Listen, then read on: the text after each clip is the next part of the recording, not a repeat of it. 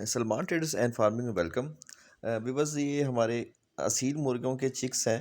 Pure Aseel मुर्गियों के chicks हैं, तकरीबन 1 महीने के हो गए हैं। क्योंकि ये देसी होते हैं, असील होते हैं, तो ये आराम आराम से ही बढ़ते हैं। देखने में लगते हैं जैसे बहुत छोटे हैं, लेकिन ये 1 महीने के हो चुके हैं।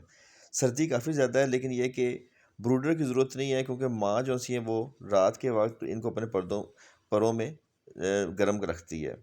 आजकल जितनी भी देसी मुर्गियों के अंडे आ रहे हैं, वो हम मुर्गियों के नीचे नहीं रख रहे, क्योंकि सर्दी काफ़ी ज़्यादा होती है।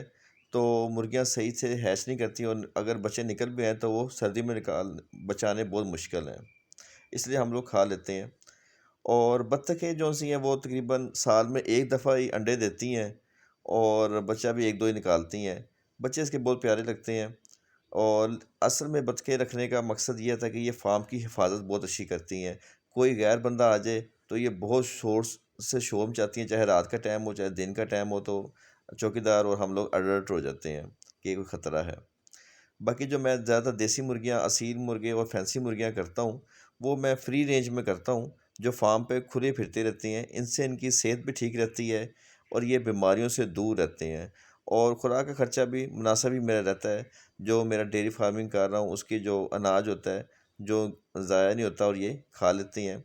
और जानवरों को ये कई बीमारियों से बचाती हैं। चीचड़ वगैरह मेरे फार्म पे बिल्कुल नहीं होते, इन मुर्गियों की वजह से। इन मुर्गियों का बहुत फ़ायदा है, और मुर्गियों को भी प्रोटीन मिलती रहती है। फार्म पे कोई कीड़ा मकोड़ा नहीं रहता, और ये सब कीड़े मकोड़े भी खा जाती हैं, और अच्छे अंडे देती हैं।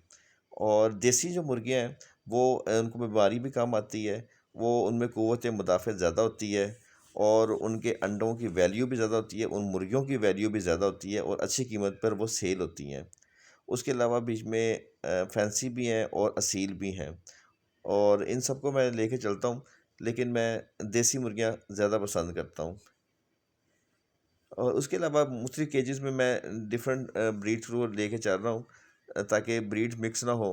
तो डिफरेंट छोटे केजेस मैंने बनाए हैं, और इसके अंदर मैं अच्छी नस्ल की मुर्गियाँ और मुर्गों को अच्छी नस्ल की ब्रीड करवा रहा हूँ, ताकि ताकि ब्रीड मिक्स ना हो। और असील मुर्गे भी अलग रखते हैं, वरना वो आपस में लड़ते हैं। उम्मीद करते हैं आज की वीडियो आपको पसंद आई होगी। नेक्स्ट वीडियो तक के लिए अल्लाह हाफिज़।